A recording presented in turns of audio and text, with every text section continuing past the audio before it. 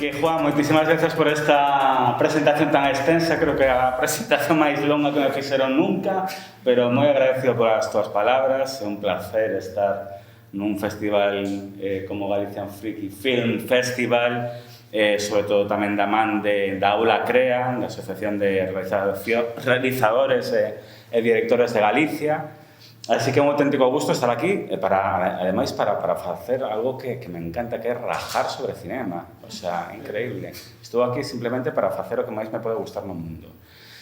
É moi complicado adicarse ao que a un lle gusta. É un camiño moi longo e tortuoso, pero con moitos afluentes, por así dicilo. Pero eu máis ou menos conseguín iso a base de diversificar o teu traballo. Non podes dedicarte a unha cousa, igual que non che pode gustar só un tipo de cinema. Se che gusta o cinema, non me podes dicir que só che gusta o cinema de terror, ou que só che gusta o experimental, ou só che gusta o drama. Imposible. Aquí hai dous géneros no cinema, eu sempre digo, o das pelis boas e as pelis malas. Se acabou. Non hai máis. Hai que ser omnívoros, se realmente estamos interesados na lingua audiovisual, non? E para comenzar, bueno, onte mesmo fixen unha pequena publicación dunha proxección a que asistín onte aquí, a de Terroríficamente Mortos, a de Evil Dead 2, e realmente me preguntaba que para que demos serve a crítica, para que demos serve dicir se esta película está ben realizada, se esta película de Sam Raimi pois ten unha narrativa en crescendo, ten puntos de xiro, ten nada, se o que realmente importa é a reacción que provoca nos espectadores dun festival como este. Eu penso que aí a crítica debería facerse un pouquiño a un lado, ser un pouquiño máis humilde e non facerse pallas mentais de se falla nesto, se falla no outro, porque o que realmente conta neste tipo de películas é os berros da xente, é a reacción, é os aplausos a cada ocurrencia de Bruce Campbell ou cada movimento de cámara brutal de Sam Raimi, así que deberíamos facernos a un lado algunhas veces e non platicar tanto e ser tan rigurosos ou tan estrictos a hora de falar de cinema, non? Logo, tamén, este ano censurado, así que estou doblemente contento no festival aquí. E tamén hai unha cousa que me decatei, e que a hora de valorar os filmes a concurso, non ten nada que ver facer o teu visionado no teu portátil, na tua habitación, na tua casa, co gato pasando por aí e tal, e velo aquí, rodeado de xente, algunhas curtas que, ao mellor, pues, quedei así co cu torcido, como ben se chama unha das seccións do festival, pero que en casa, claro, non teño a ninguén con quen darlle un codazo e dicir, joder, pero isto que coño é? Pero aquí, en cambio, funcionan como un tiro moitas delas, non? E realmente, fíxome preguntarse as decisións que tomamos como xurado foron xustas ou debería verse no seu contexto. Eu penso que tamén o cinema está feito para que se xa visto. O sea, xa pode ser o máis experimentado do mundo, xa pode ser Andy Warhol, xa pode ser Jonas Meca, xa pode ser, non sei, o máis cineasta máis underground que se vos ocurra, que todo o mundo quere que a xente vexa os seus filmes. Hai un cineasta que se chama Pedro Costa, que para mí é un dos maiores xenios desto do cinema a día de hoxe. Eu trouxen un par de veces a Coruña, de parte dunha persoa con unha filosofía vital e profesional admirable, onde se xuntan as dúas cousas. Unha maravilla. É un cineasta pois de festivais, incluso ás veces se toran os seus filmes en museos. Unha vez un reportero lle preguntou a Pedro Costa se pensaba que o seu cinema era museístico ou algo así. E, bueno, casi lle mata. Di, o meu cinema está feito para que se proxecte en salas de multicines ao lado de Fast and Furious. E claro que sí, o sea, realmente, como vai ser alguén tan elitista que diga que só quero esta parte de público? Todos os cineastas e todas as cineastas precisan do público para vivir, porque se non se farían as cousas para a súa casa, non serían de aí e xa está. Xa non digo a nivel de dedicarse a él, a profesión, non xeito profesional, senón simplemente porque Cando ti mostras algo, queres que o vexa o número máis grande de xente posible, vale? Digresión número 1, vai haber miles de digresións esta mañana. Vou facer dúas preguntas ao principio, a ver se me podes contestar vos, que eu tamén quero escoitarvos a vos hoxe.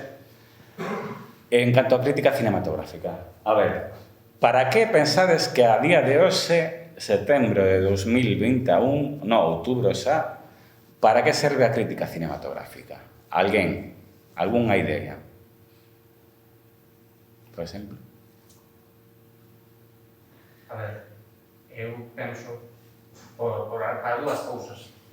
Por unha banda, que o menos penso que debería, que sirve para crear debate, no sentido de aportar novas cousas, novos puntos de vista, que sexan textos abertos para que exista, se creen novas cousas a partir dese texto, darlle máis valor ao filme. E por outra, que as primeiras veces vía de comprar. Quero decir, non un xeito vulgar, non? Pero quero decir, realmente, o público entra na miña parte de críticas para ver que tal está a peli, se vou ou non vou, ou que fago con ela, ou se pensa como a penso eu ou non. Penso que están aí esas dúas vertentes. Sí, eu creo que tes razón nas dúas cousas. Penso que hai máis cousas e penso que tamén hai unha especie de pérdida de valor.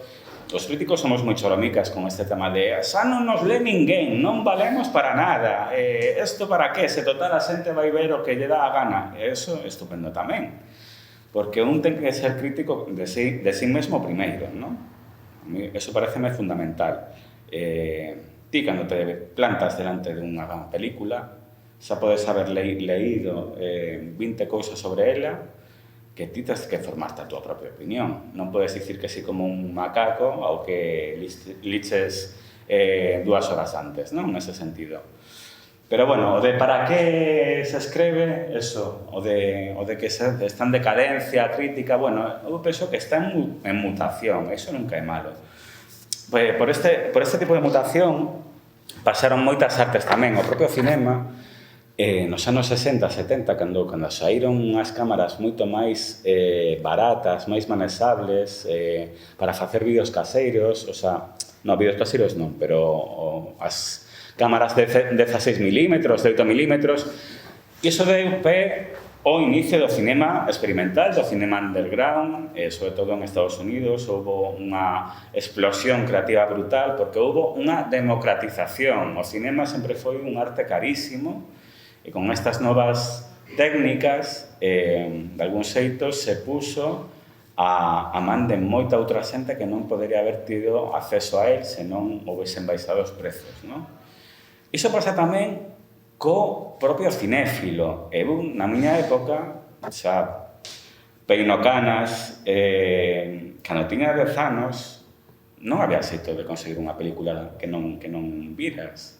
O sea, podría facer unha viaxe dende Coruña, onde eu vivía, ata a Filmoteca de Madrid, meterme na biblioteca e buscar, pero non había moito máis. Non había nin videoclubes aínda. Mira de que época. Eu lembro que tiña unha maravillosa, que un teño, unha maravillosa enciclopedia do cinema.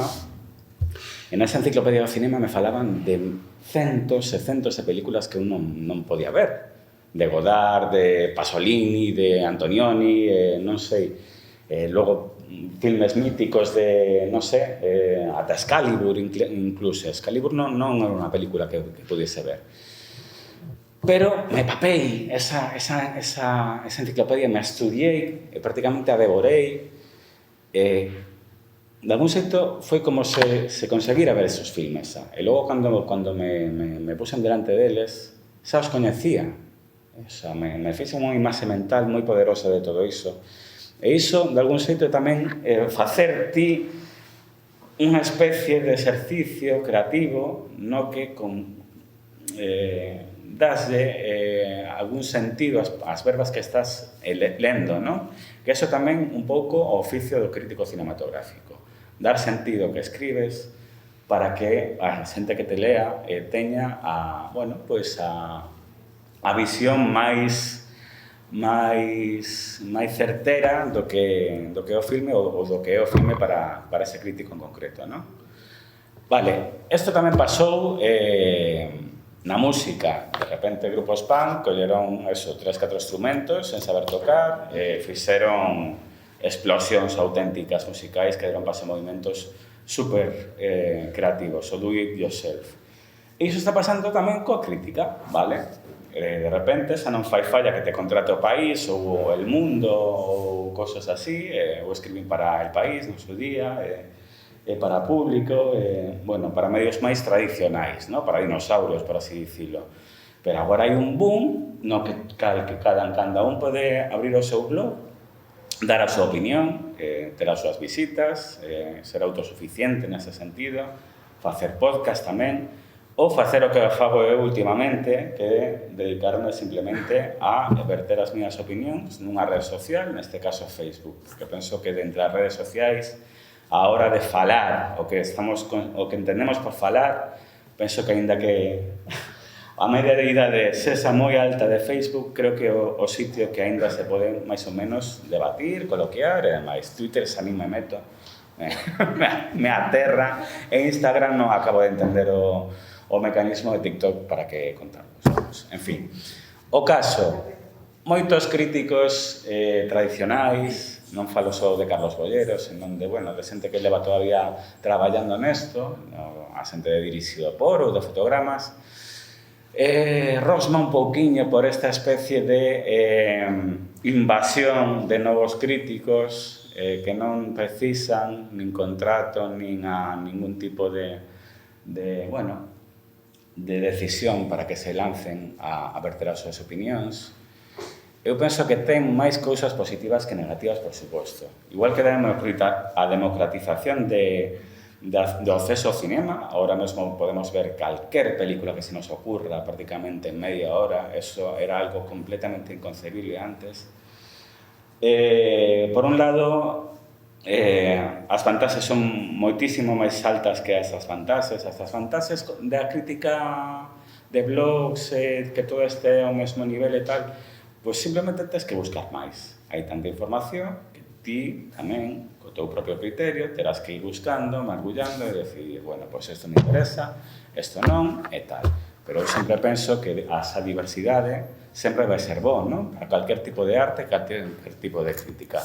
Os críticos vellos, as críticas antigas, seguen escribindo tamén, eso non desapareceu, pero ahora hai acceso a un tipo de crítica, ás veces máis directa, máis visual. Hai unha páxina web que se chama Audiovisual 454, me parece, que ten un tipo de crítica brutal, moi centrada na maquetación da propia crítica, con centos de imaxes e demais, que case un arte en si mesmo. E logo hai un crítico maravilloso, unha parella de críticos, mellor dito, que é Adrián Martín e Cristina Sánchez, que están especializados no videoensaio. O videoensaio, pois, é simplemente coller, en vez de falar dunha película cun texto, collen escenas desa película e montan un vídeo, unha voz en off, ou con subtítulos, e demais, e ás veces, crean casi unha obra artística independente da propia película, vale? O sea, as posibilidades nese sentido eu penso que son infinitas. Logo está o tema da profesionalización, e aí xa entramos en terreo espinoso, e eu supoño que todas as protestas ao final acaban vindo deste lado. Hai alguén aquí que quera dedicarse á crítica cinematográfica? De xeito profesional e nada máis? Iso é imposible, creo. Vale, ben, bueno.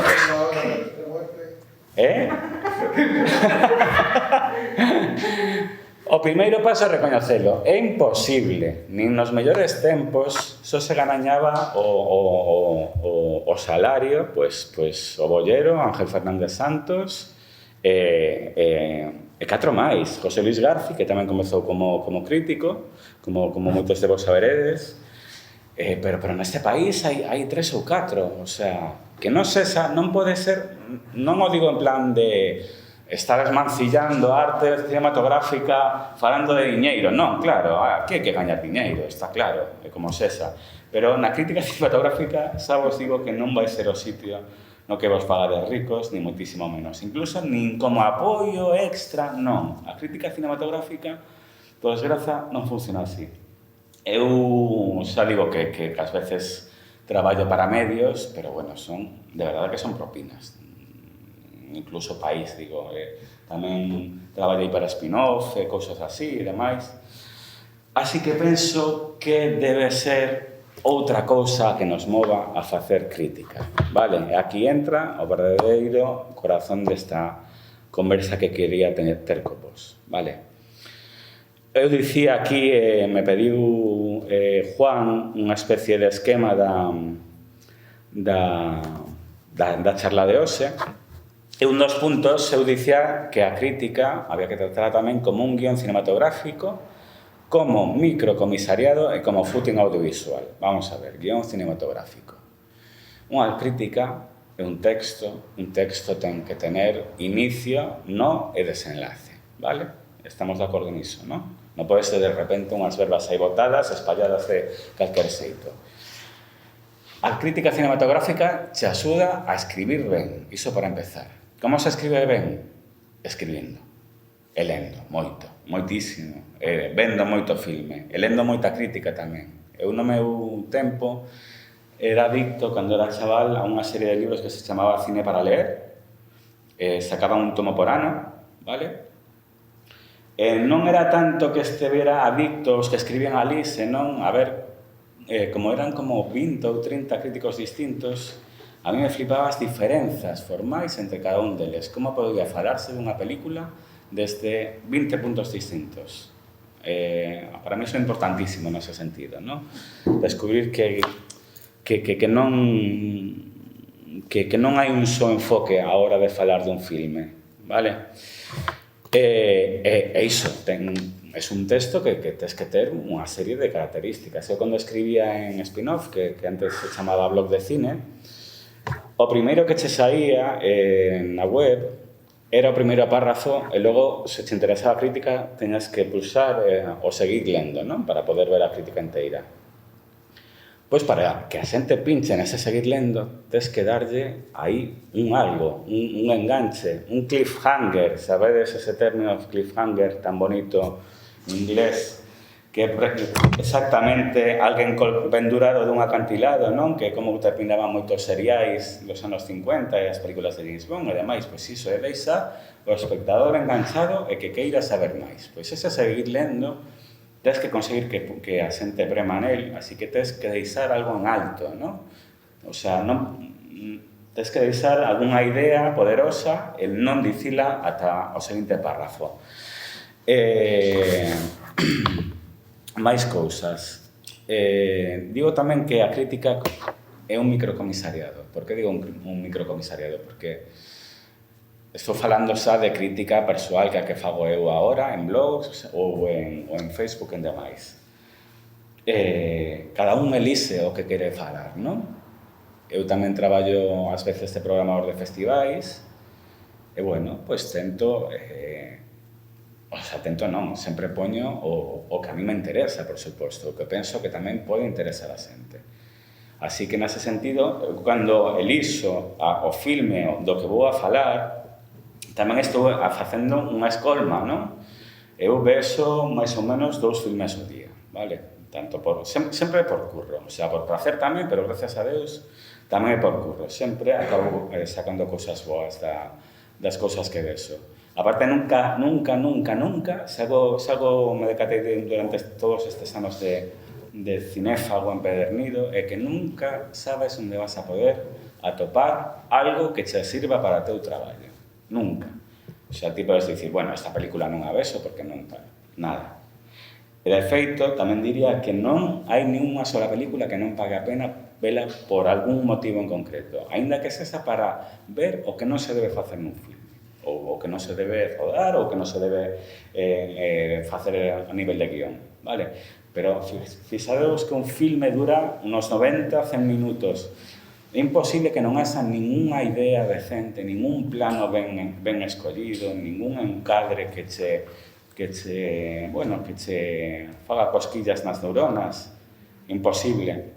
Eu sempre digo que, bueno, pues, eu como guionista son, bueno, como xestor cultural, bueno, como programador, como crítico, pero sou un espectador da hostia. Iso, aí sí que me poño os galóns. Eu penso que o mellor que fago neste mundo é ver filmes, así de claro. Para mí é unha cousa moi importante e tes que ter unha disposición especial para ver os filmes e para sacarlle a amiga que pode ter cada un deles, non? Hai un par de anos din unha conferencia aquí no Marco de Vigo sobre David Lynch. Esa tiña completamente preparada e tal, pero o día anterior, fíxate, por qué, non sei por qué, vin unha peli de un western dun director que se chama George Sherman, que tampouco é un dos directores míticos, ni moito menos. É sobre o General Custer e Víctor Mature, que non é un actor moi bo facendo de indio, bueno, unha carallada. Pero resulta que tiña unha escena que me cambiou absolutamente toda a charla que iba a dar logo de David Lynch. Me cambiou o final por completo. Vou tratar de resumila moi rápido. En Twin Peaks 3, non sei se a viches, bueno, pois hai un capítulo maravilloso no que os personaxes de Norma, como se chama? Ed. Norma é a que ten a cafetería, Ed. Bueno, hai unha especie de tensión sexual non resolta durante 25 anos, dende que comezou a primeira tempada, que para min foi como moi forte conseguir resolver ese tipo de temas 25 anos despois. Bueno, ese resolve nunha maravillosa escena na que por fin se dan un bico maravilloso, está sonando un temazo de Otis Redding, creo. E de repente a cámara fai algo maravilloso que é saírse da cafetería, irse para o ceo. E as nubes pasando, todo hacia un ceo maravilloso, límpido, prístino, precioso. E penso, que maneira máis maravillosa de visualizar o inefable, non? Como podes visualizar a paixón non correspondida en 25 anos? Non podes. A cámara estoupa, vais ao ceo, non sabe nin que facer, non? Pois neste western de George Sherman hai un momento no que sucede a masacre de Bighorn, donde o sétimo de caballería é masacrado, creo que era por Toro Sentado, bueno, un destes super xefes indios, non? Era unha película que non tiña un carto, así que fixo o maravilloso George Sherman? Cando vai comezar a batalla, paneo para o ceo, escoitase barullo, gritos, ai, ai, jau, jau, volve a cámara e xa pasou todo. Maravilla. O mesmo recurso para dous cosas completamente distintas, pero que no fondo é o mesmo, expresar o que non se pode expresar. Mirade que interesante. Quero dicir con eso que é imposible saber antes de meterte nun filme que te vas a topar realmente, aínda que eras moito sobre ele e demais, vale? E logo digo tamén que a crítica, alo menos para min, é footing audiovisual. Que quero dicir con isto? Que para o meu traballo, eu sou un programador, xa digo, e guionista e demais, a crítica serve para poñer orde ás ideas que che brotan ao ver un filme. Vale? Non digo tanto de copiar, senón de dicir, vale, isto está ben feito, porque me interesa, para coñecer tamén un pouco o que entendo eu como cinema, vale? As escolmas que digo de falar deste filme en concreto, falar deste outro, falar dunha escena en concreto, falar dun plano en concreto, eso me serve a mí para coñecerme a mí mesmo e para saber que tipo de cinema quero escribir, que tipo de cinema quero programar, que tipo de cursos quero dar, vale? O sea que, nese sentido, a crítica cinematográfica, eu penso que, sobre todo, é algo egoísta, porque ten que valer, sobre todo, para un mesmo, vale? Por suposto que a mí me encanta tamén ser polémica nas redes, que me entren aí a debatir centos de persoas, do que falaremos logo e tal. Eso me flipa, me dá un placer enorme, vale? Como cando saes do cinema e queres falar dun filme, pois igual, eu tento facer eso cando escribo sobre cinema. Pero, sobre todo, a nivel de análise cinematográfico, eu cada vez que vexo un filme, cada vez que escribo sobre el, aprendo.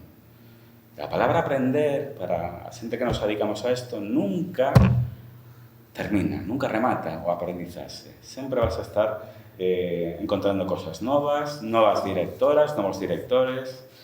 Eu no pasado S8, un festival de cinema experimental que se fai en Coruña, descubrín unha auténtica maravilla de directora que nunca había escoitado nada dela, que se chama Amy Halpern, é unha directora de cinema experimental underground dos anos 70 en Estados Unidos, que ten unhas obras ultrapolíticas, ultrafeministas, ultrarreivindicativas, pero sobre todo a nivel visual, dunha potencia, dun linguaxe brutal.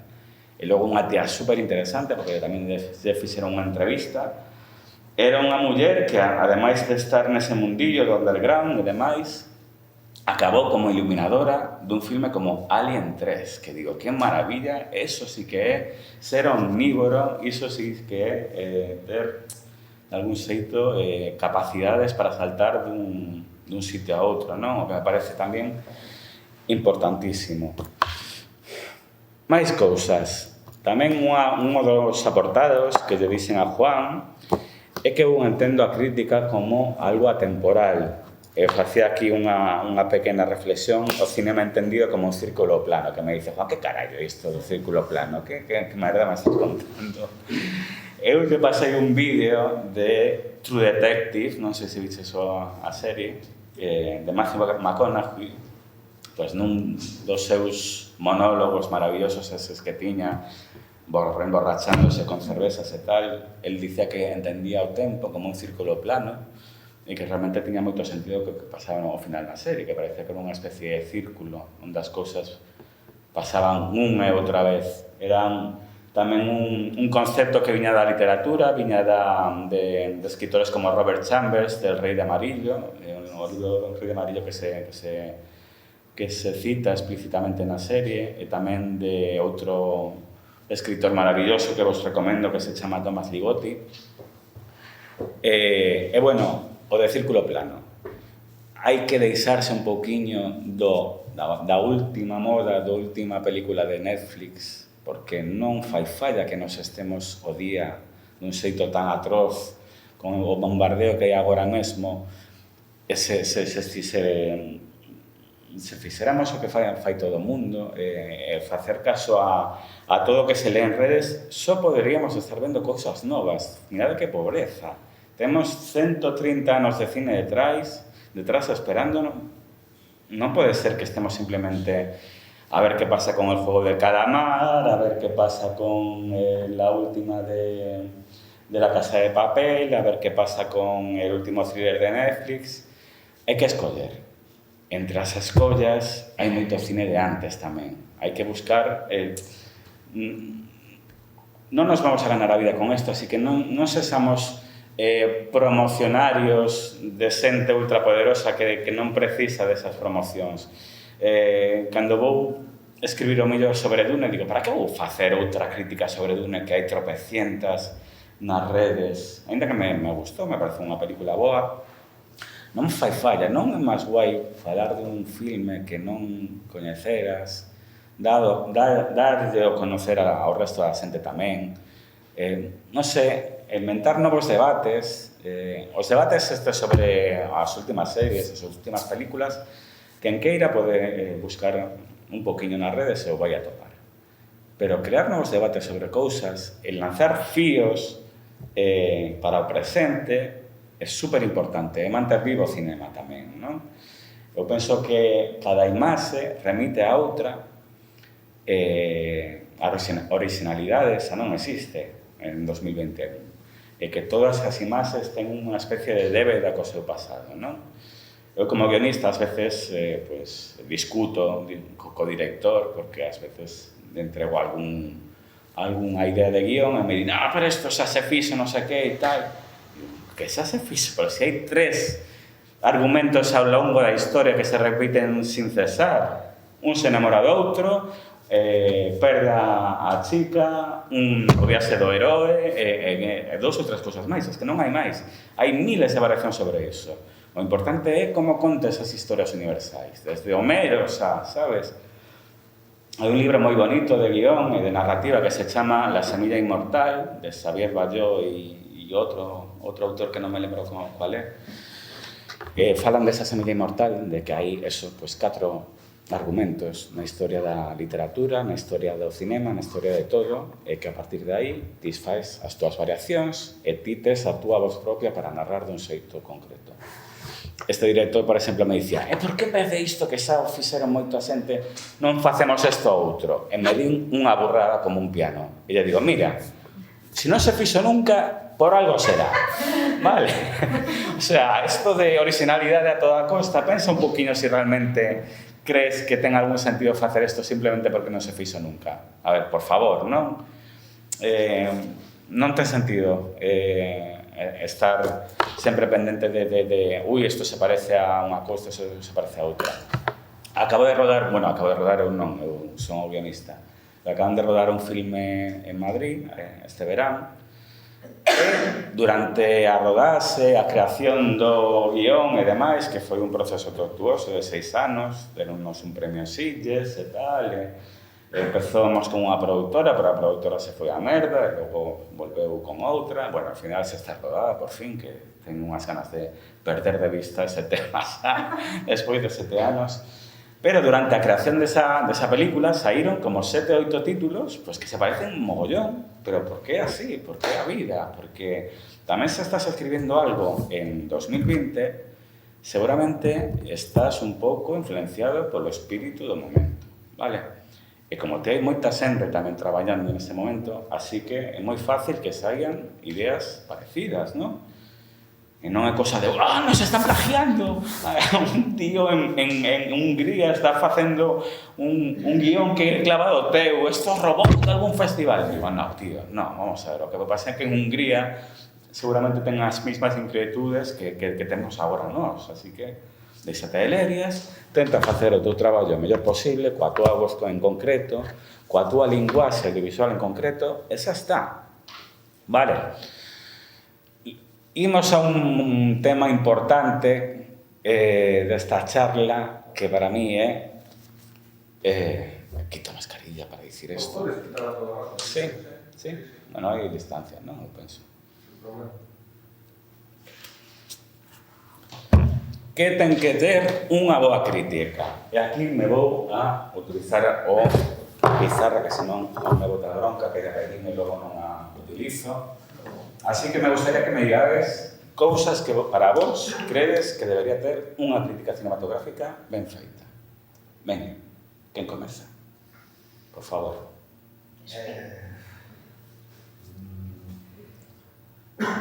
Certa sensibilidade, a mí me gusta ver a sensibilidade propia do que escribe.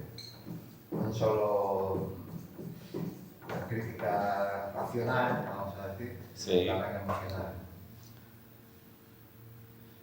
Eso é moi importante porque nos leva a outro tema que é unha especie de caballo de Troia da crítica, dos que len crítica durante décadas, que é a tan manida objetividade, non?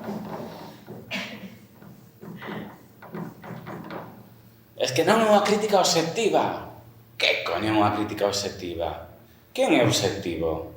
Pero se cada un de nós somos cada un de nós, coa nosa bagaxe cultural, intelectual ou o que sexa, como vai existir algo chamado obxectividade nun texto no que un fala non, é que non é xusto coa película porque non está sendo obxectivo? Olvidademos, eso non existe. Eso non existe. Eu diría máis, eu diría que o documental, como tal, non existe tampouco.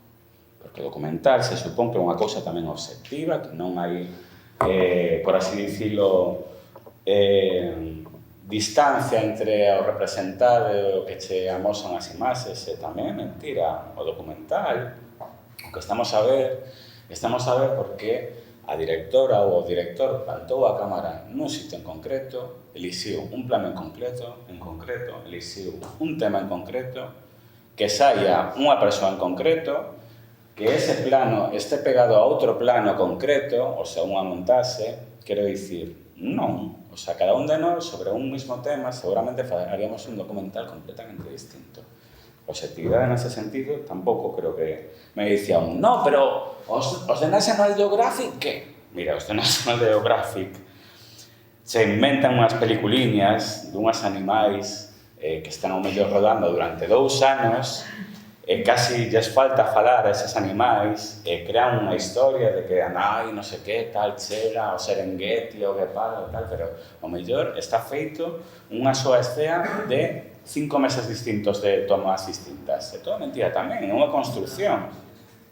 Nanook, o Esquimal, o primeiro documental da historia, o documental dos máis famosos, era unha construcción brutal, xa non existía povos como os que mostra Nanook os que mostra Flaherty na película.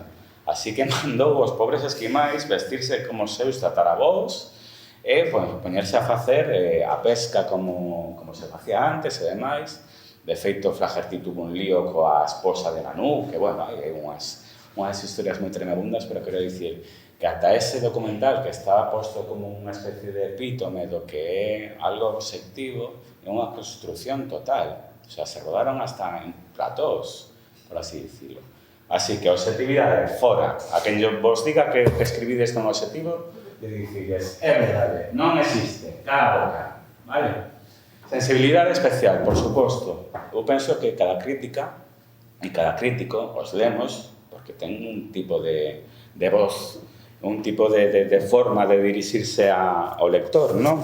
Eu teño aquí un montón de nomes de críticos que eu sigo, por exemplo, supoño que vos tamén. Podedesme dicir algún crítico que vos guste ou algunha crítica? A ver, nomes. Pois eu agora pensaba que eu creo que un chisto diferente, que tamén ven por o convidado que tivemos o ano pasado, Conrado Xalabarber. Conrado Xalabarber. Ah, sí, Conrado, sí, que eu sigo un montón en Facebook, é un tío estupendo, estupendo. Sí, entón, bueno, ele é experto en bandas sonoras, nese capítulo, sí. El sabe ser experto e exprésase así, sí. Pero o que me gusta del, que creo que é algo común ao que testí, que é que argumenta todas as súas críticas, entón non é algo pasional nin das tripas. Sí. Entón, para mí, eso merece un respeto, canto menos, porque non só está basado na subjetividade, senón que hai oficio, eu creo. E logo, ten algo tamén contigo, que eu creo que tamén se agradece, que é que non son destructivos ou non buscan a digresión. Entón, eso tamén agradecese. É amable.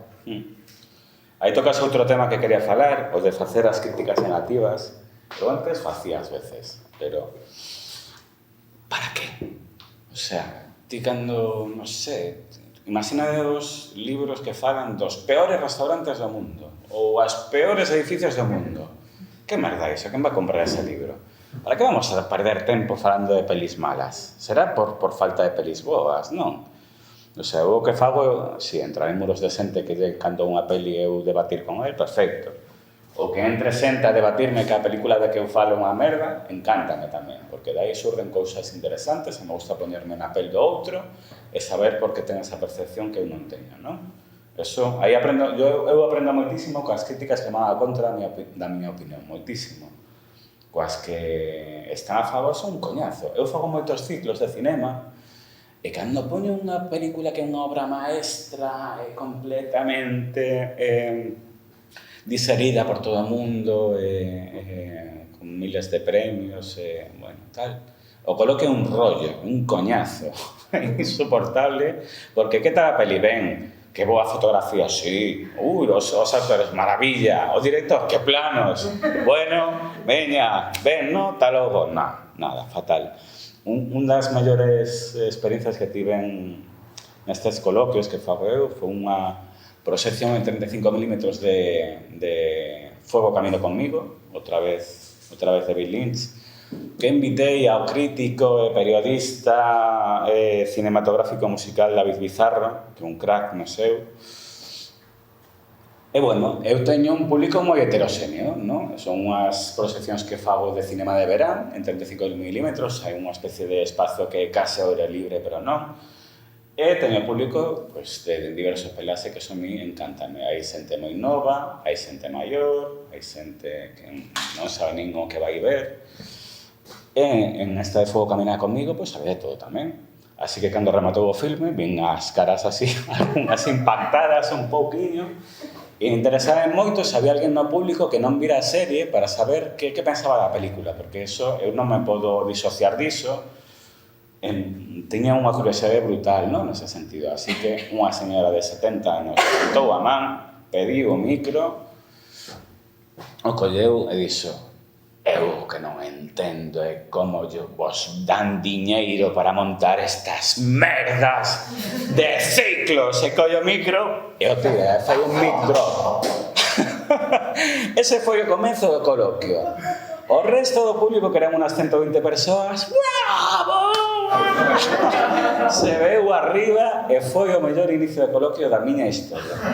De verdad, maravilloso, brutal. O sea, a partir de aí, o resto veu dado, non? Unha maravilla. Outra moi boa foi tamén proxectando Taxi Driver, que sempre son señoras, ou xente, non sei. Unha señora tivo moitos problemas para sacar a entrada porque se habían agotado, estivo aí montando follón, case chama a policía, na taquilla e tal. E ao final conseguiu unha entrada na reventa, que ya digo, como que reventa? Como conseguiu unha... A que me expliquen isto. Bueno, pois ao final, xa cando estaba rematando o coloquio, non me decatara de que ao final a señora monta pollos entrou, e digo, bueno, hai algunha pregunta máis? Levanta a man, digo, me cago na puta, esta muller.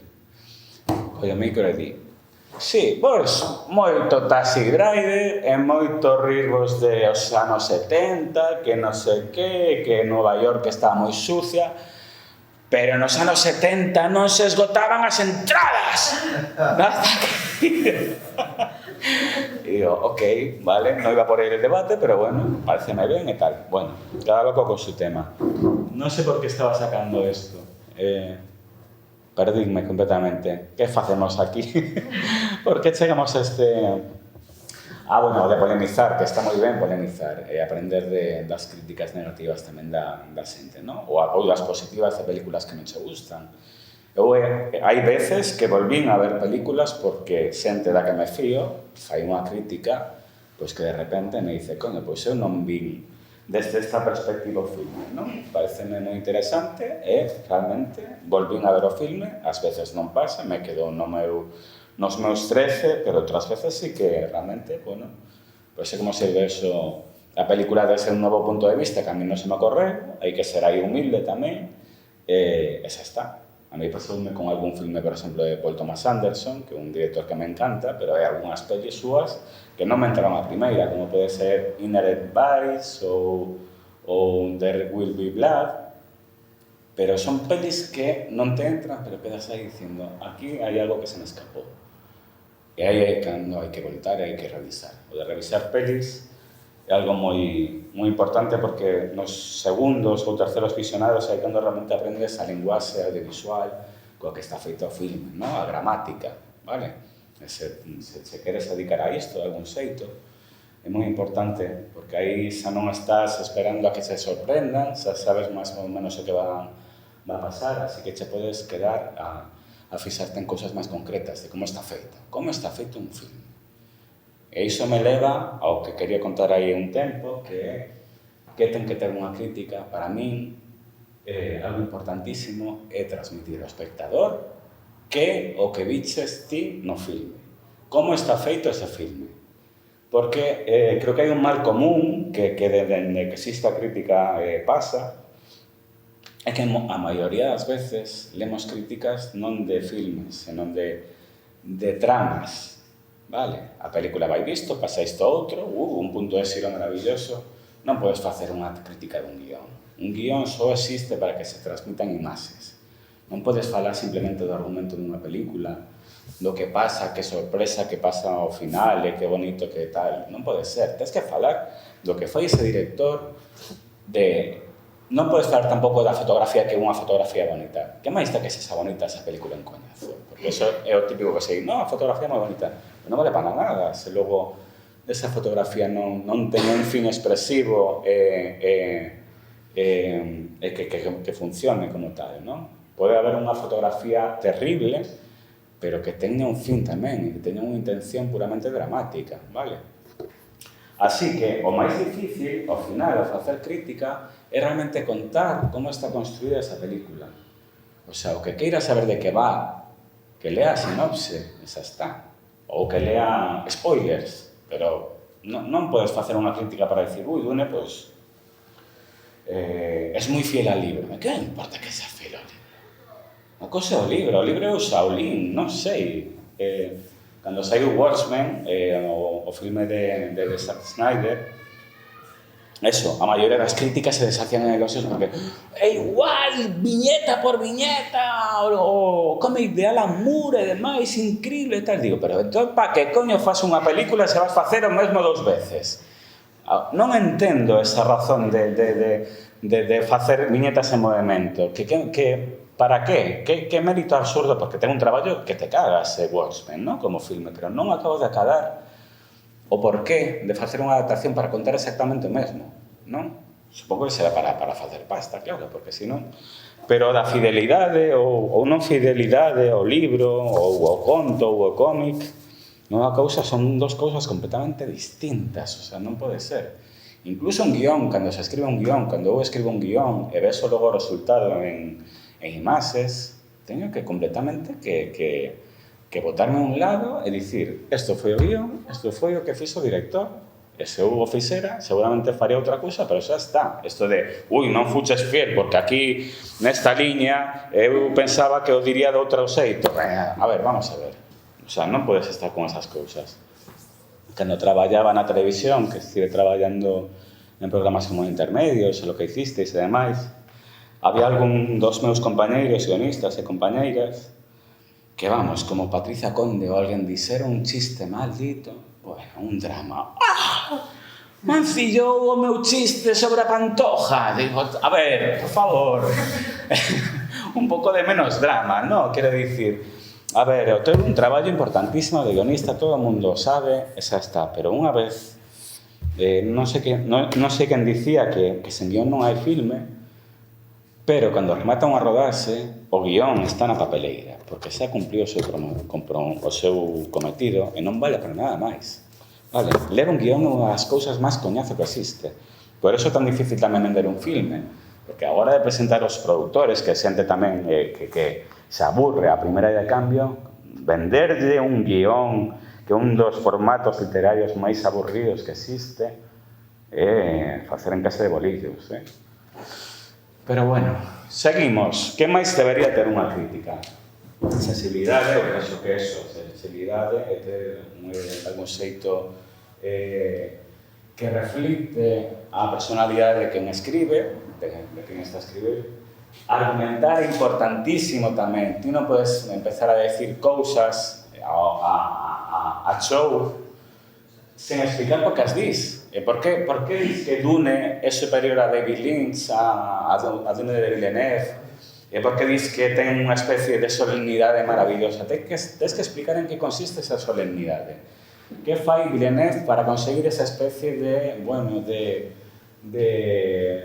pomposidade, o que fai, apoiarse na música de Hans Zimmer, que como moi rotunda, nuns personaxes que ten unha dignidade que parecen saídos dun drama shakespeariano, e logo os personaxes, quen veu Dune, verá que os personaxes están sempre encadrados en estancias absolutamente monstruosas e grandes, vale? Son minxas dentro de uns espacios brutais. Todo iso consigue esa sensación de solemnidade, vale? Pero as cousas hai que explicalas. O fácil é simplemente o dicir que un filme é malo, pero dime por que é malo. En que falla exactamente? Falla na dirección, non hai unha progresión na montaxe, non hai unha relación de espazos adecuada, entre planos hai cousas que saltan, hai unha especie de falla o récord de acting, porque non hai só récord de que, aparezco con un reloxo e logo aparezco con outro, non. O récord de acting é importantísimo. Con isto me refiro cando un actor, nunha escena dramática, pois non está dando o ton da escena, está arrasando coa escena e xa pode mandar o carallo moi fácil, non? Estive unha vez nunha charla con Enrique Urbizo, o director bueno, unha obra para os malvados, bueno, que eu considero que un dos mellores directores de thriller que hai no país, se non o mellor. E lle preguntaron na conversa se foi moi difícil dirixir a José Coronado en Obra Paz. Urbizo dice, que va a ser difícil, Coronado, eso está chupado, que difícil é dirixir o camareiro que lle pon o chupito no bar. Claro, porque se ese camareiro falla, a credibilidade desa estea se vai ao carallo. José Coronado é un actor profesional, pero seguramente o figurante que fai ese papeliño de poñer o chupito, e eso, se vos decatades, é un fallo bastante común no cinema español, non coidar eses detalles, a figuración ou os actores secundarios ou o que sexa. Neso cinema americano nos dá sopas con ondas, os actores secundarios americanos é unha auténtica barbaridade en calquera película que se vesa, así que, bueno, hai que cuidar todos esos detalles tamén, non? Máis cosas que me dixeches, só dúas por agora, que máis podería ter unha boa crítica? Honestidade. Hai unha especie de mito no que semella que cando alguén fai unha boa crítica, por exemplo, eu que sei, de Fast and Furious 9, che está pagando Warner, che está untando, che está levando miles de euros. Non, de verdade, o galla que poderamos ser tan... poder corrompernos así, pero que non, ninguén vai pagar un crítico para que... Non. Se lle gusta... Se fai unha crítica positiva de Fast and the Furious, isto é un pouco como a navalla de Ockham, que este concepto filosófico que di que entre dúas respostas, a máis normal é seguramente a verdadeira, non? Pois que vai ser máis normal? Que veña Warner e lle unte a un chaval que ten un blog en Albacete e lle den 1000 euros porque diga que Fast and Furious é a hostia, ou que o chaval de Albacete lle gustou Fast and the Furious. Bueno, pues ya está. Así que a honestidade, en teoría, debería supoñerse, ¿no? Prácticamente todos. Outra cosa é que estemos de acordo co que lle vai a un crítico ou non. Hai xente que valora unhas cousas que seguramente ou non valore. Pero bueno, sí que hai esta cousa de que de repente ves unha crítica nunha revista, nun xornal, sí. Crítica positiva normalmente, e as 3 páxinas, ves páxina completa co cartel da película e tal, e dices, Sí. A ver, igual non montou o crítico, pero aquí hai unha pasta que meteu nesta publicación. No, eso seguro. Simplemente van a publicar algo negativo. Eso falei con xente de fotogramas no seu día, e dicía, joder, pero é que non tedes unha puta crítica mala a un filme. E di, claro, aquí facemos o reparto así. Saen os filmes en carteleira e cada quen escolle o filme que máis lle gustou. Eso está, vale? Así de... Hai esa sensación tamén que dis, joder, parece que todas son boas, carallo, entón, para que vale o crítico, non? Aí é cando ti tes que ter tamén o criterio propio e saber que, aunque este me diga que Fast and Furious é unha obra mestra, seguramente non o sexa, nin para mí, nin para casi ninguén, non? Pero sí, é un reparto que eu penso que é normal, non? Facer iso e non dicir, pois eu quero coller esta e destruíla e tal. Non sei. Non é necesidade, vale? O sea, é moito máis agradable de falar de cousas que che gustan que de cousas que non. Que conste que eu, cando... Sí. Eu leo as críticas de usuarios, ¿no? Del Film Affinity, por exemplo. Sí. Y sempre tendo a ler as malas, ¿sabes? Decir, ordenar por rotación. Sí. Una estrella, claro que existe. Pero non porque me vaya a influir ou porque... sino porque quero ver que lle viu negativo. Sí, no, a mí eso me encanta tamén. Sí, é super interesante e aparte, o mellor che pon o foco en unhas cousas que ti pasas por alto porque che gustan outras máis no equilibrio, na balanza do resultado final, as valoras máis as positivas, pero por suposto, o igual que eu penso que non existe un filme completamente desechable, seguramente non exista un filme perfecto. Ou sí, pero vamos, seguro que lle podes hasta Ciudadano Kane ou hasta, non sei, unha película que me encanta de Brian De Palma que Carlitos Way, que me parece perfecta, pero seguro que hai algún momento no que Al Pacino está aí sobreactuado ou botou un plano aí porque sí, vale? E aí entramos na polémica, maravillosa polémica que é a que nutre a vida do crítico de cinema, e para eso se deixa a pel escribindo, non? Hai pouco, sobre todo no mundo do xénero de terror e de fantasía, como que se reparten moitos carnés de pureza, por así dicirlo, non?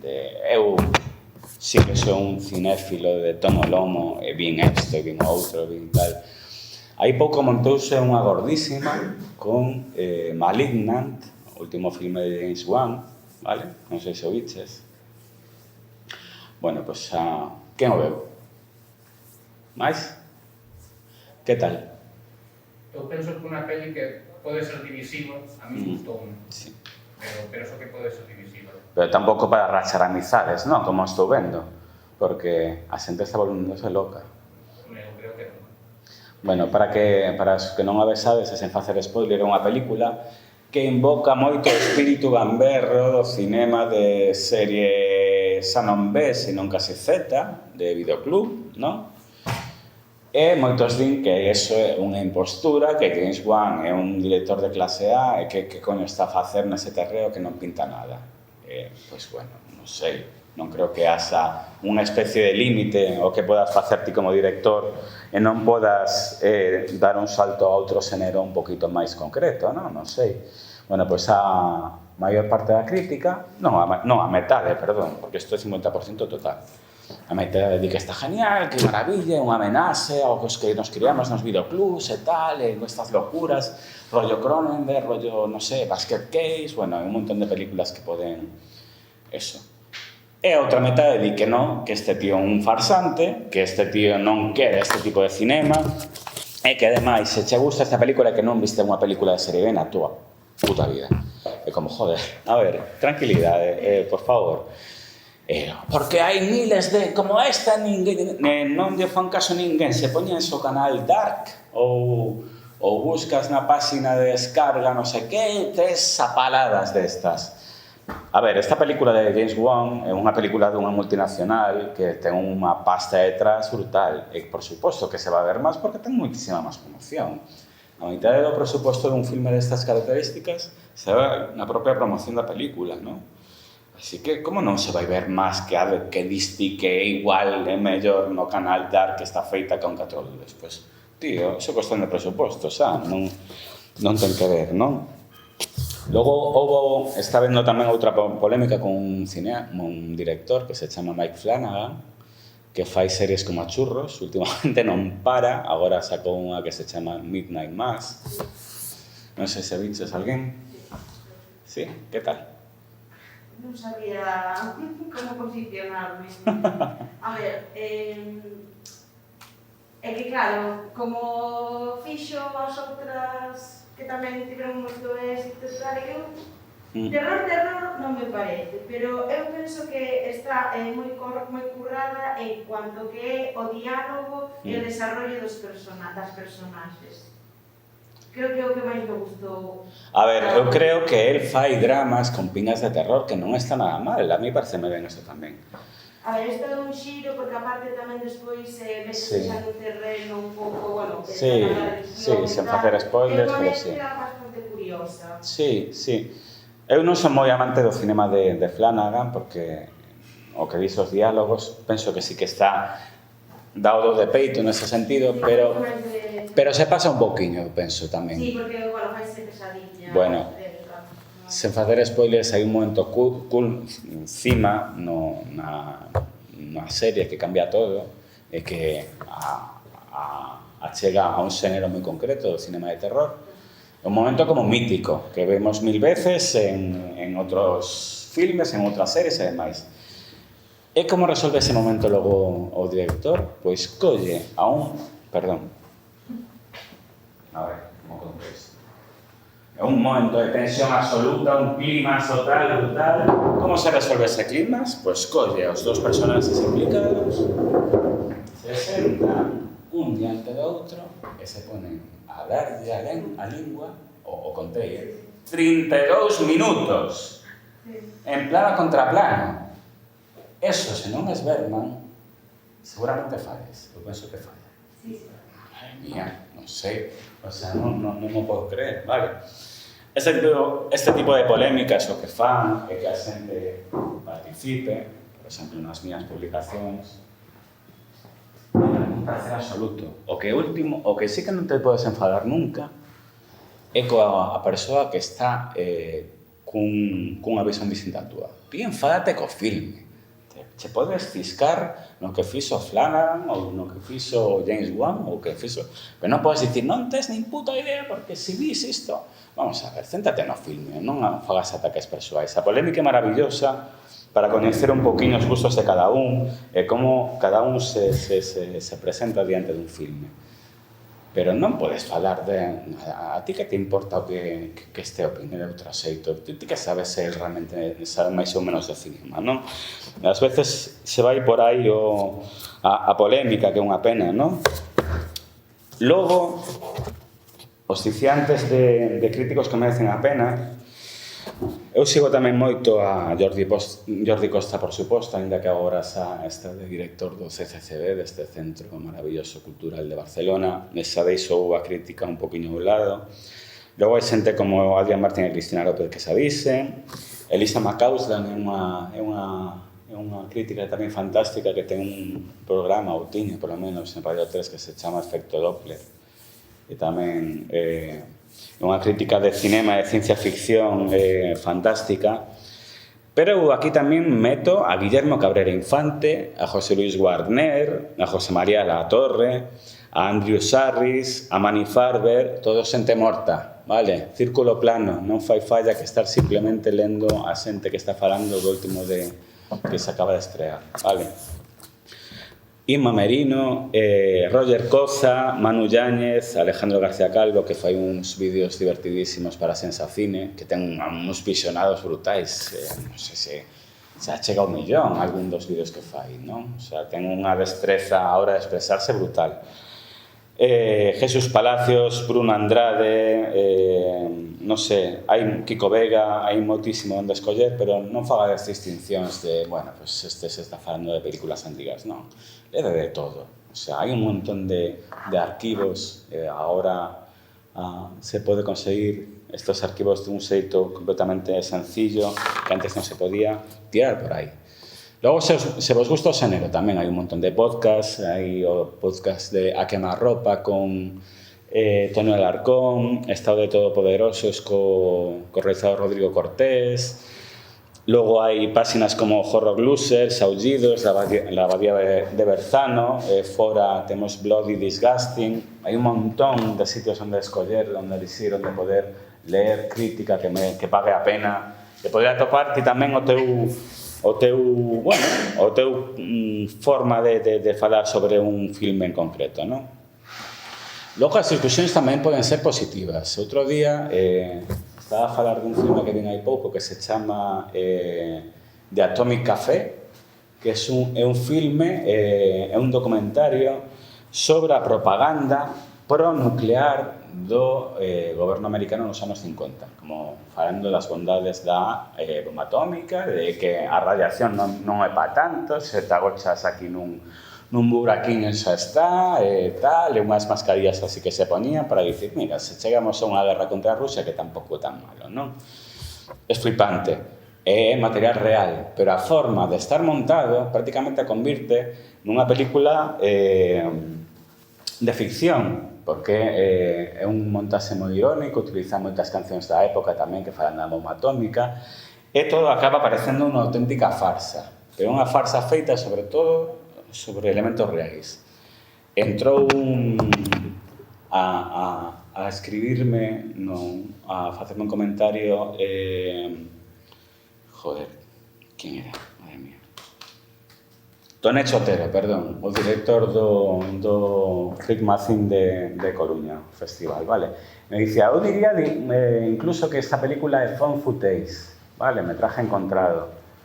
E aí tivemos unha conversa, unha discusión, porque realmente este tipo de discusións son as que, polas que eu escribo tamén, non? Para entender un poquinho tamén as cousas. El dicía que, claro, que o que fai é coller material xa filmado e darlle un novo pulo, non?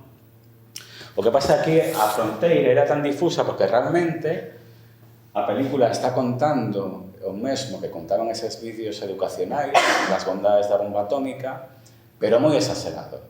O que iso é o que adoita facer o fan footage, que de feito vou dar un obradoiro en breve en Vedra, un pobo preto de Santiago.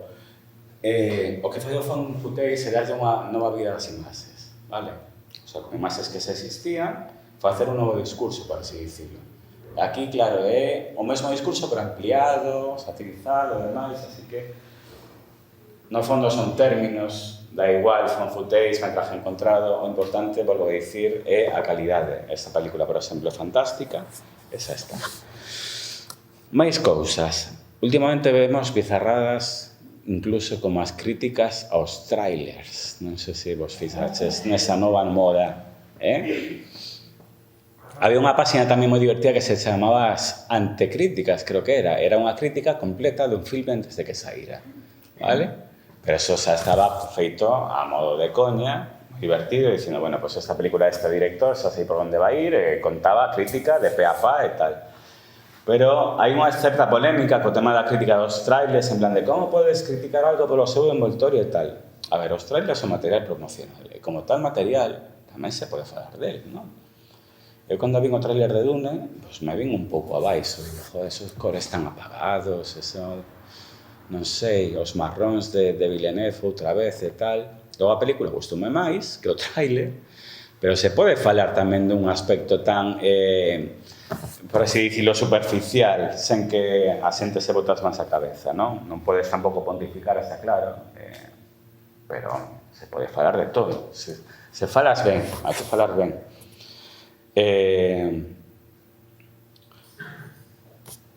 Falábamos antes tamén do feminismo, do políticamente correcto, da senda, destas cousas. Agora hai unha nova, serie, sabedes que en internet tamén hai moito troll e tal.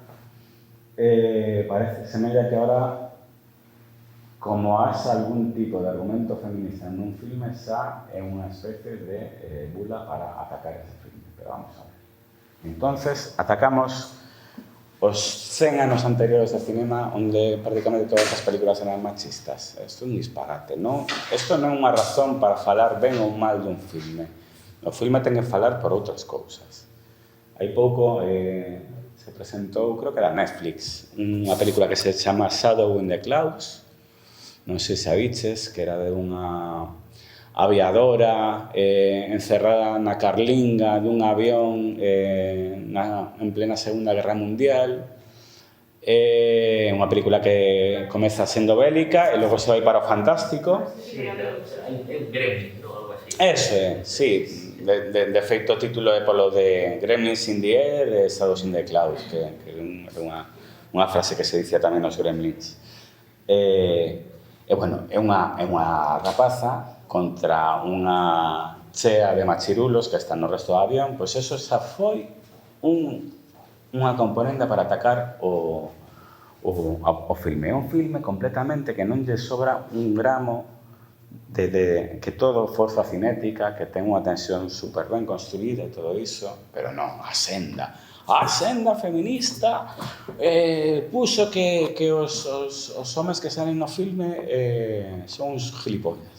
Por favor, de verdad, hombres gilipollas, en fin, centradevos no filme, centradevos como está construído, centradevos na potencia cinética que ten, centradevos se te atrapas, centradevos hai algo que vos sobra, non sei, os personaxes non falan por a filme en concreto, os personaxes falan por si mesmos solo, non? Logo, outra cousa que fago eu coa crítica é compartir descubrimentos. Non é nada que me guste máis no mundo que descubrir novas películas. Eu tento ver 2 filmes ao día e que sexan os 2 novos, vale? Os 45 anos que teño, creo que estou xa comezando a entender que non vou poder ver todo o cinema que queiro ver. Eso é, para min, crecer. É duro, para min asimilar isto, de verdade. O ler todos os libros que querría ler e todo tal. Pero non paras de descubrir, así que para que estar sempre con Sota Caballo Rei? Por exemplo, últimamente descubrí un filme checo que se chama Tomorrow I'll Wake Up and Scaffold Myself with Tea. O sea, que mañá me despertarei e me escaldarei con té. Pois é unha película de viaxes no tempo fabulosa que digo, joder, Regreso ao Futuro CMX tivo que ver este filme antes.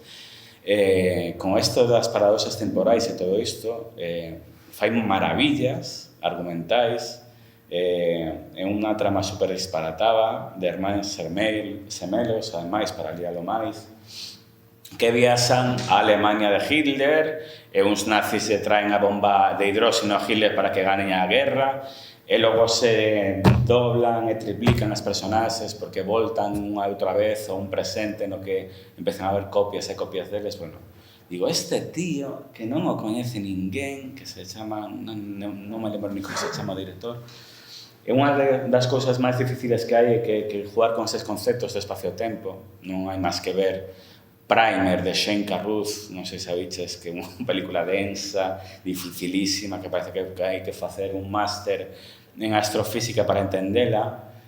Pois esta fai con unha lisereza, porque é unha comedia total, Hitler é un bufón, é divertidísima, é unha auténtica maravilla. E, por exemplo, Bizarro, tamén me dou a coñecer unha serie de TV movies que facía, ou non sei se a seguen a facer, na BBC, o día de Nadal, a noite de Noiteboa, o que fan, aquí temos a Cruz Raya e a José Mota e tal, pois ali fan TV movies de contos clásicos de terror, de Charles Dickens para arriba, e son auténticas barbaridades. O sea, buscadas porque é unha auténtica maravilla, e non sei se chama Ghost Stories for Christmas. Hai un en concreto que adapta o relato O Gardavías de Charles Dickens, que é auténtica peza mestra no formato pequeno. Unha vez eu falei dunha película de xeito despectivo dicindo que semellaba unha TV movie. Eu teño en contacto en Facebook, é un crítico argentino que se chama Claudio Huck. É un tío maravilloso que ten unha sabedoría fílmica brutal. Está especializado, fixadevos que é curioso, nas TV movies de terror americanas dos anos 70. Non pode ser máis concreto, tío. Vale. Pois, que gran lección. Púseme a ver TV movies, e TV movies, a unha calidade infame moitas veces, pero con unha originalidade nos tratamentos, con unhas ideas maravillosas, aproveitables. Hai unha, por exemplo, que se chama, a ver, que teño por aquí, A Cold Night's Death. A ver se o argumento. Un grupo de científicos vai a unha estación na Antártida, os deixan allí illados, non atopan os científicos anteriores, pasan cousas cos perros, hai alguén máis con eles, pero non saben quen. O sea, é a cosa, joder, é a cosa, pero en versión mini, reducida, con unhas ideas maravillosas, cunha duración de 1 hora, me parece que dura, e prácticamente non hai ningún efecto especial, ni nada, hai unha tensión maravillosa. É unha película que se sustenta a tensión completa en unha película de terror ou de cine de terror. Mira, vou utilizar este marco. Unha fiesta quebrada. Este é o maior efecto especial de todo o filme. E o filme funciona como un tiro, digo, buscado porque é unha maravilla. Así que, simplemente, nese campo tan concreto das TV movies de terror dos anos 70 americanas, hai para aburrir. Tes para estar buscando, encontrando boas ideas durante 1 ano. Logo tamén o que fago é falar de filmes que a hora de programar para festivais me quedan pois no tinteiro por unha razón ou outra, pois porque non houve acordo coa distribuidora, porque esa non entrou na parrilla, porque non houve tempo porque tiñan a copia noutro festival e non se podía proxectar e demais. E tamén hai que falar deses filmes que están casi invisibilizados, que non teñen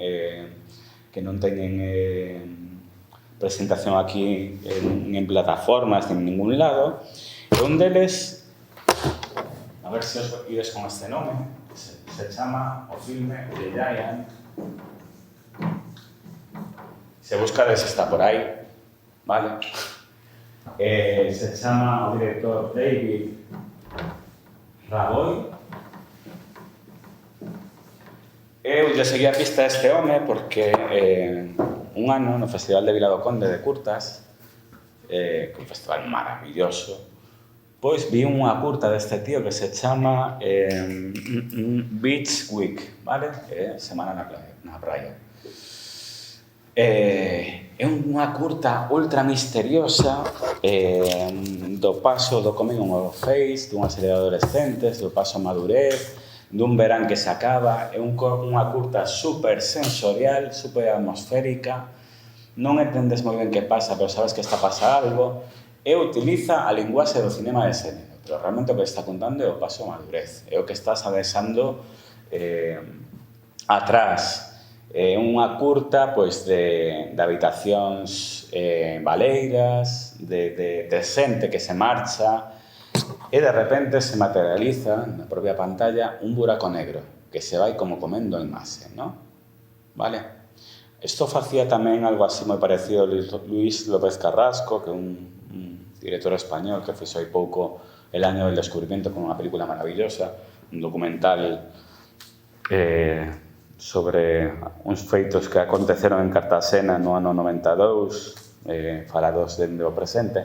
Pero ten unha película que se chama O Futuro, El Futuro, na que representaba unha especie de festa loca nos anos 80 e tamén utilizaba ese concepto de buracos negros que se iban comendo a imaxe como sensación de perda, non? É un elemento narrativo máis, non? Utilizar o propio celuloide para contar historia. Eso tamén é moi importante. Non só o guión conta a historia conta todos os elementos dun filme, non? Vale, pois este de Día é unha película ultra irregular, pero aunque ainda así a recomendo moitísimo. Tamén unha localidade americana, un verán, houve un asasiño, uns veráns atrás, non se sabe moi ben que pasou con el. Hai unha especie de lenda que di que hai un xigante que aparece nas noites de tormenta. Hai unha relación de personaxes que non acaba de entenderse tampouco tamén, pero hai un tratamento da iluminación, das cores, dos primeiros planos de rostros de adolescentes que están en pleno cambio, en plena metamorfose, ¿no? En paso a crecer simplemente. A historia é un fío que se miras para él se rompe. Eu que son guionista, seguramente o guión desta película que había nunha servilleta. Eso é maravilloso tamén, non? Eso tamén é guión. O cinema experimental tamén ten guión. Cando Andy Warhol decide facer un filme dun tío dormindo, hai un guión aí. O sea, o guión é 90 minutos dun tío dormindo. Así de claro, quero dicir que non vos engane isto. Ás veces nos festivais de cinema experimental é complicado dar un premio ao mellor guión, pero hai que abstraerse, hai que entender que contar en imaxes tamén é guión. E intentar sorprender e crear momentos abstractos tamén é guión. Crear sensacións tamén é guión. Ti estás facendo unha planificación audiovisual na tua peza, esa planificación é o guión, aínda que non haxa diálogos, non? Vale. Logo, outra cosa que me encanta das redes é que a xente me recomende tamén cousas. Hai un par de anos fixe unha publicación. Eu, cando estou escribindo cinema de xénero, vexo moito cinema de xénero para crear o mood necesario, non? A atmosfera necesaria para estar un poquito enganchado ao que estou escribindo.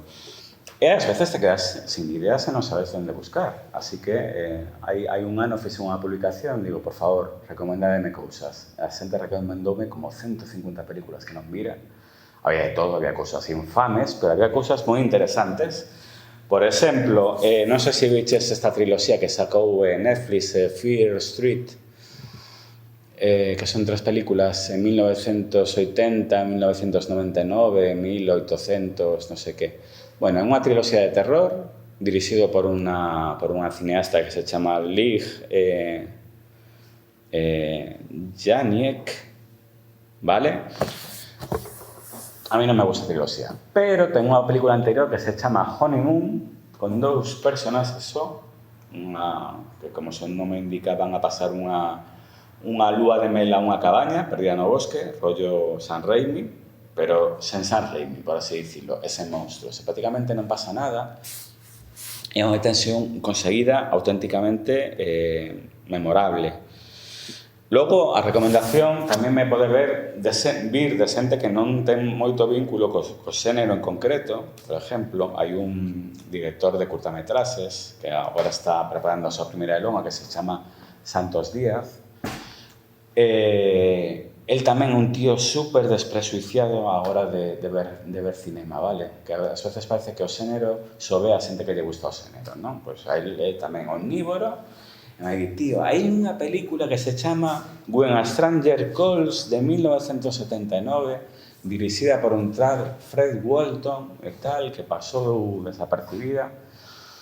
Bueno, pois esta película va precedida dunha curtametraxe do propio Fred Walton,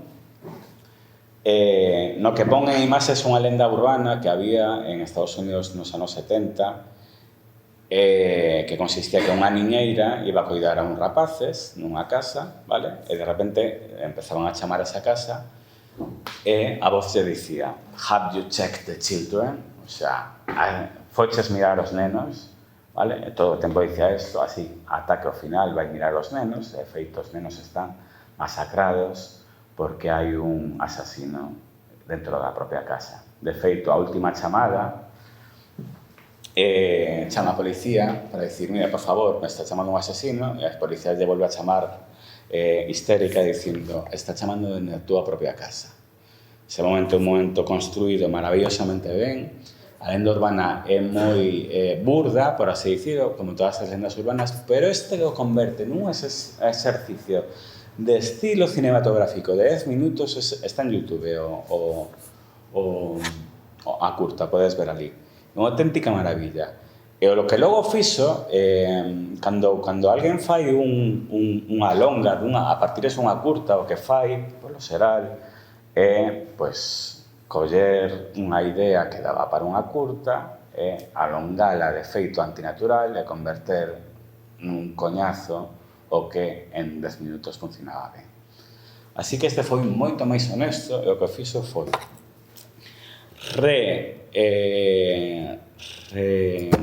regravar a propia curta e os primeiros 10 minutos da película son exactamente iguais que a curta. O sea, o volveu a rodar con distintos actores e todo tal, pero o mesmo exactamente. Que me parece un xesto moi honesto tamén, non? Non en plan vou intentar convertir esta curta en algo máis para ordeñar a vaca un poquinho máis. Pero que ven logo da curta, que aí é onde comeza a creación del, é fascinante, porque de repente cambia o xénero cinematográfico, que iso é unha cousa que ven poucas veces, e pasamos do terror puro e duro a un drama policial, vale? A un policiaco onde coñecemos o asasino, o que antes era unha voz no teléfono se converte nunha personaxe torturada e terrible e tal, e funciona como un tiro tamén. Digo, joder, que maravilla que haya un cambio de género e funcione. Eso se ve poucas veces.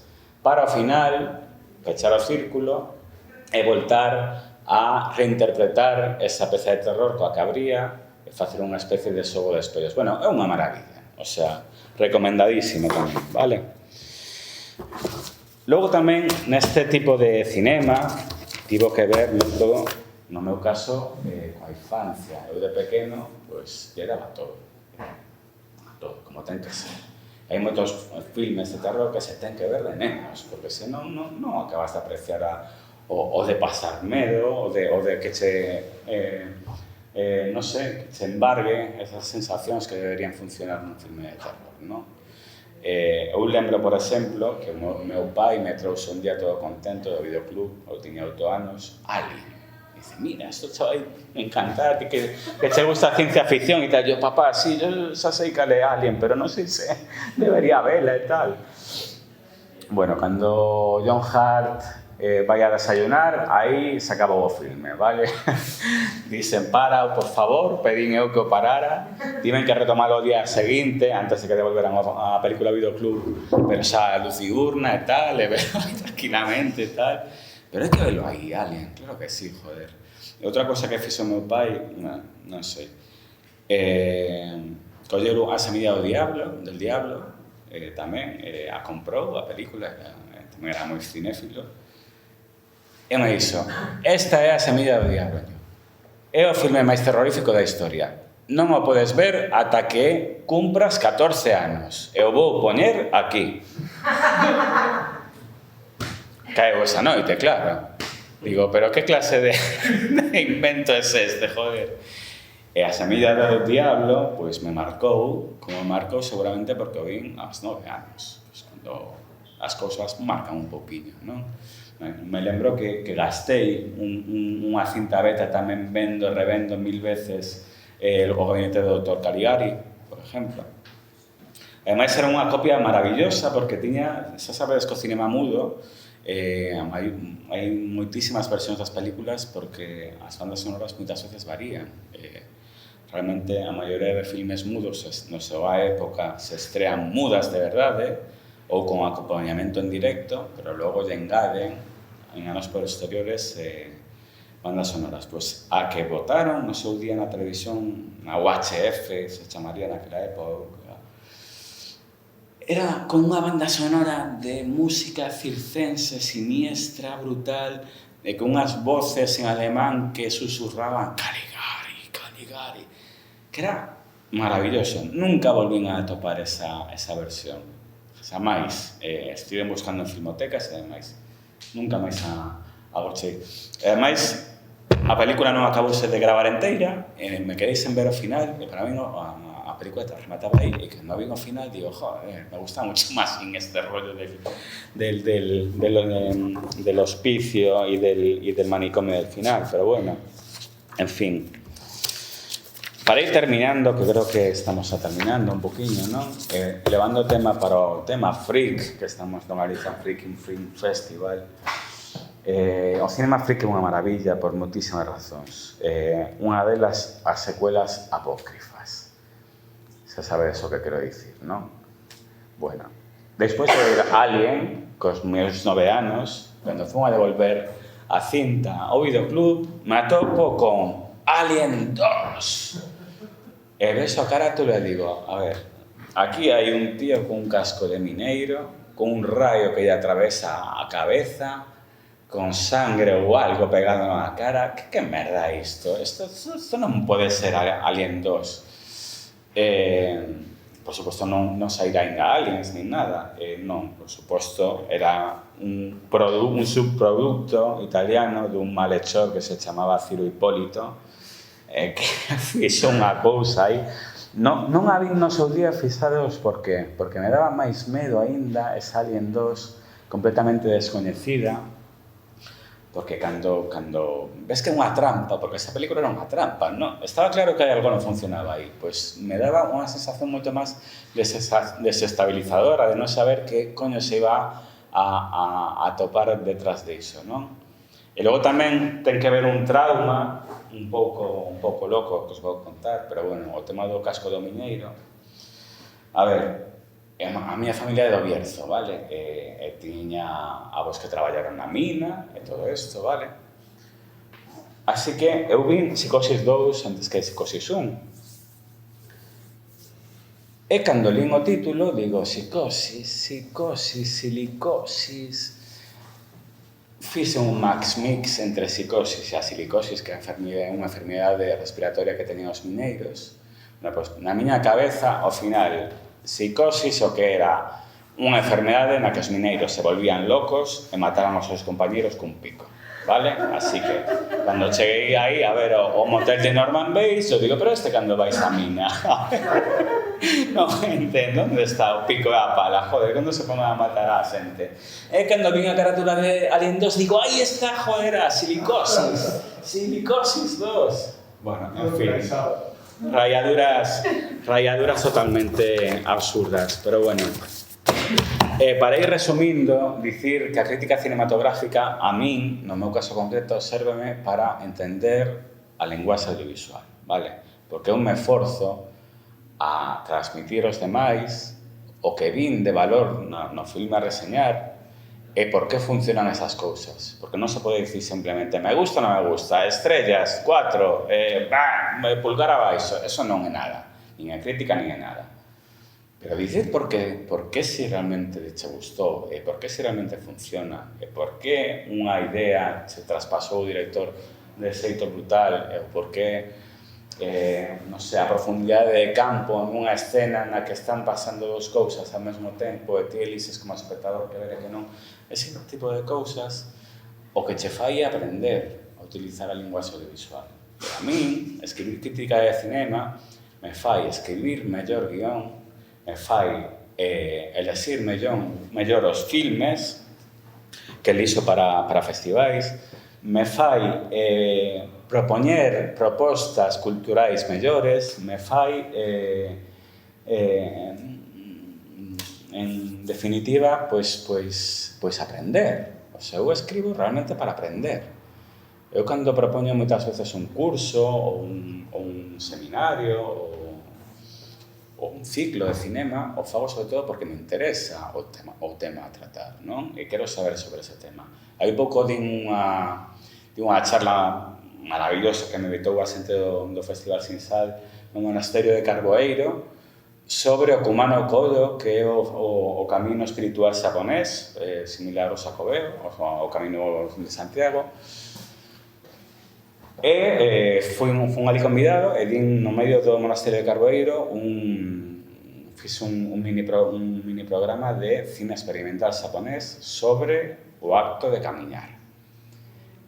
Eu propuxen ese tema porque me morría por aprender cousas dese tema e por ver obras que non vira a tentón. Así que me di un empacho durante 2 meses, tanto de libros como de cinema xaponés maravilloso, que me serviu para ver cousas que non se me ocurriran antes, e todo iso, no fondo, é o que consiste traballar nisto.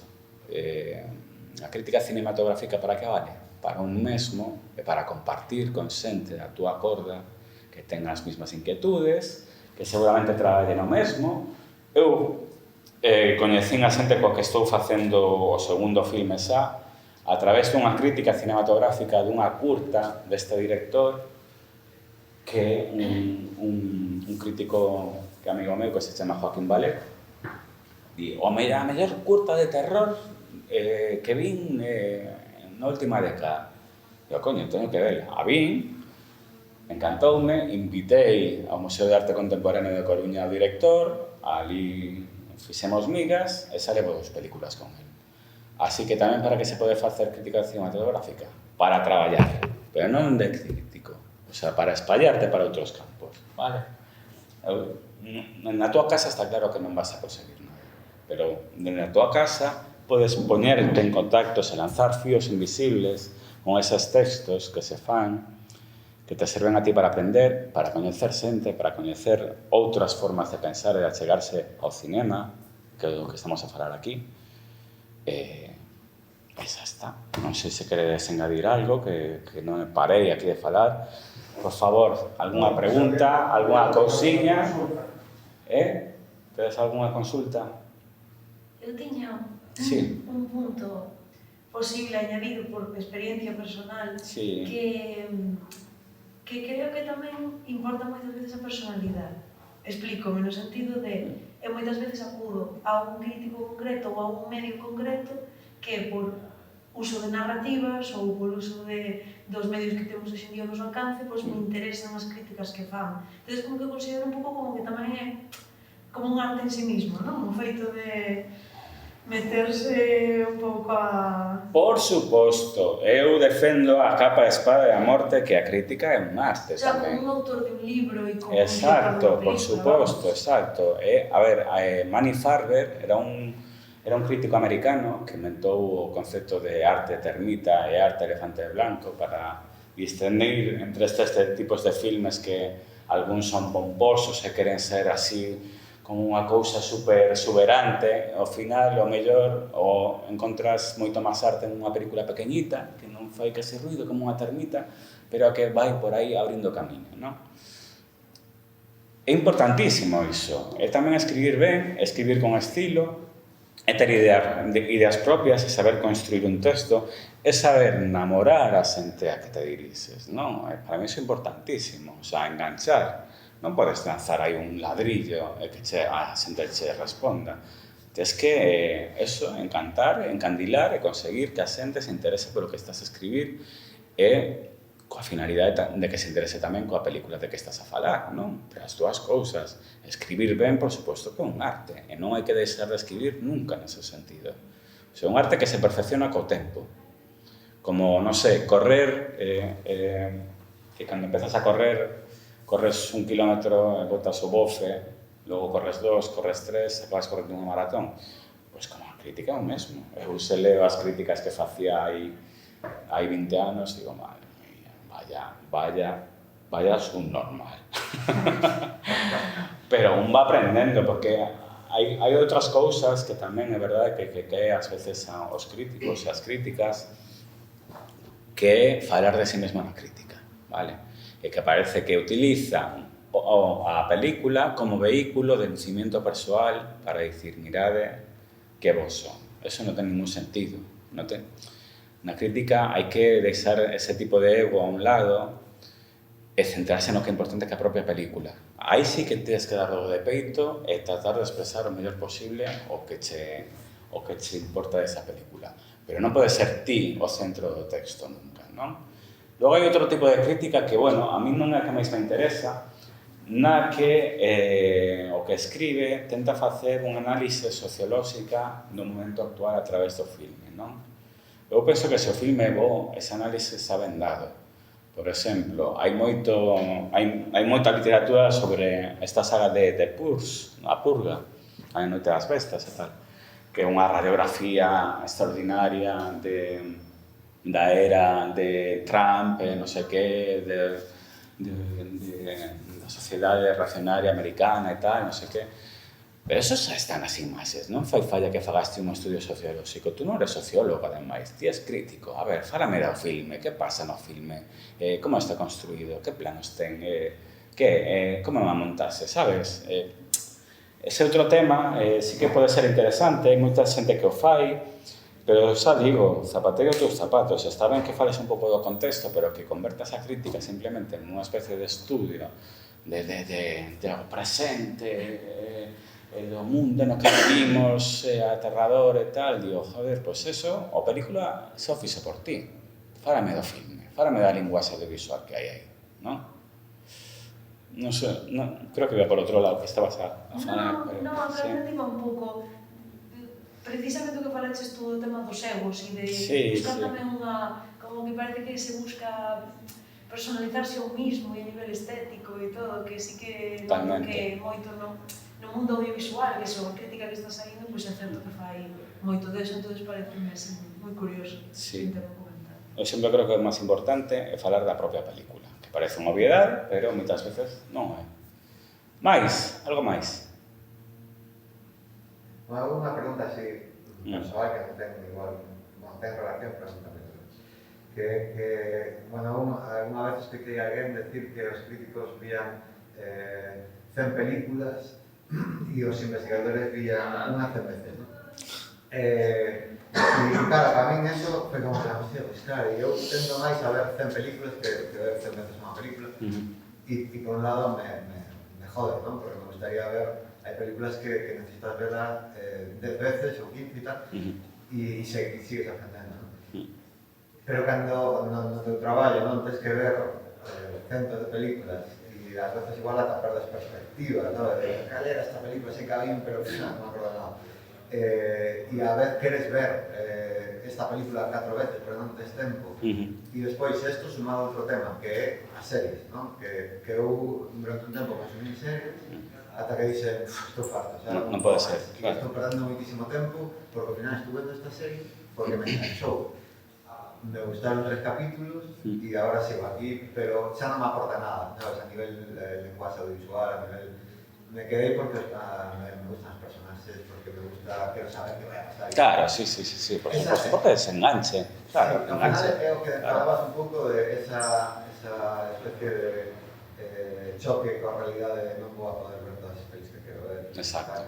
No, pero isto levado a ser un terreno máis de crítico investigador e, bueno, non sei, saber a probar. Non hai resposta, non teño resposta para iso porque tes toda a razón. Eu, a ver, o tipo de traballo que fago, como é moi para aquí e para lá, me leva a ver moito cine, vale? E me leva a non ter tanto tempo para centrarme no cinema realmente que paga a pena. É verdade que ás veces, pues, eu sou crítico as que me gustan, por suposto. A ver, cada vez afino máis o tiro, pues bueno, a experiencia de un grado, e tento xa non ver películas que sabes o que non van pagar a pena por ninguna parte, non? Pero é verdade, hai xente que se centra en películas moi concretas, está vendo, revindo, e seguramente a hora de estudiar e de ser un estudioso da análise cinematográfica ou da gramática, pois ten máis vantaxes a dedicarte a algo que está construído perfectamente que estar aí buscando tesouros todos os días e vendo filme tras filme só unha vez que non che dá tempo a quedarte con as cousas. Eu tento, ao menos unha vez a semana, verme un par de filmes avistos que me gusten, que me aporten, para poder estudiaros un pouquiño. Pero, bueno, é como todo na vida. Eu creo que non se pode ser talibán de ninguna das dúas opcións. Hai xente que di, pois estar ves Ozu, se acabou el cine en Ozu, non podes ver máis. Ou ves John Ford e non me fales de nada máis. Eso, por exemplo, fai Bollero. Vale, Carlos Bollero, xa sabedes que non o podedes quitar das súas 4 cousas que lle gustan, os westerns, a Clint Eastwood e non sei que, e tal, que están, por suposto, moi ben. En? 2001, non é outra das súas. Sí, 2001 non era Pumares tamén, que tiña ese programa... Sí, Pumares, sí. Del monolito, bueno, era mítico, eu o escoitaba todos os anos, sí. 2001, que a mí me encanta, un dos meus filmes da miña vida tamén. Pero claro, eu teño esa sensación tamén de, joder, estoy aquí dándolle voltas a isto todo o tempo, me estou perdendo outras cousas que mellor non son tan boas, pero son fonte de ideas tamén. Así que eu penso que a resposta está no equilibrio entre as dúas cousas, non? Non estar... Digo, se series ves ou... Series veso e deixo moitas. O sea, deixo... Soy o campeón mundial en deixar series. O sea, deixei, non sei. Non sei cual foi a última que rematei. As típicas, o Soprano, The Wire, Breaking Bad... Non sei, Twin Peaks, por suposto. Twin Peaks sí que creo que das poucas series que repetín, que ven enteira 2 veces. Pero tú fíxate a de horas que nos leva iso. Aparte, non podes ter un nivel brutal durante 40 horas que dura unha serie, como Perdidos, ou non pode ser. O sea, o produto audiovisual non pode ser o mesmo que se concentras as túas forzas en 90 minutos de filme. É normal que as series non se sean tan boas, pero hai un enganche que é moi fácil, todos os días, darlle o play, pero o seguinte, retomas a historia, non tens que entrar nun universo novo. Cada vez que entras nun filme, entras nunha nova experiencia, que non sabes nada dos personaxes ni nada. Por iso digo tamén, xa para rematar, que é importantísimo nas películas, fixadevos, no principio e no fin, vale? Porque o principio ten que ser unha especie de versión resumida de todo o que ides ver logo, vale? É a carta de presentación da película.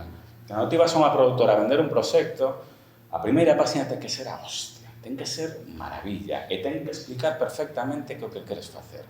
Así que fixadevos, todos os filmes, os vos filmes deberían ter uns inicios do copón, e que ademais serviran de carta de presentación para todo o que vai a vir logo. Porque se ao principio vai para un lado e logo a película vai para outro completamente distinto, isto é un engano aposta do director que é como, a ver, tío.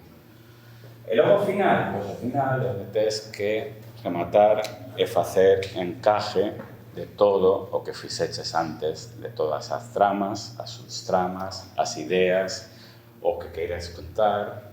A final, a imaxe final vai ser a que te vas levar a casa, así que coida esa imaxe final, non fagas un final calqueira, por favor.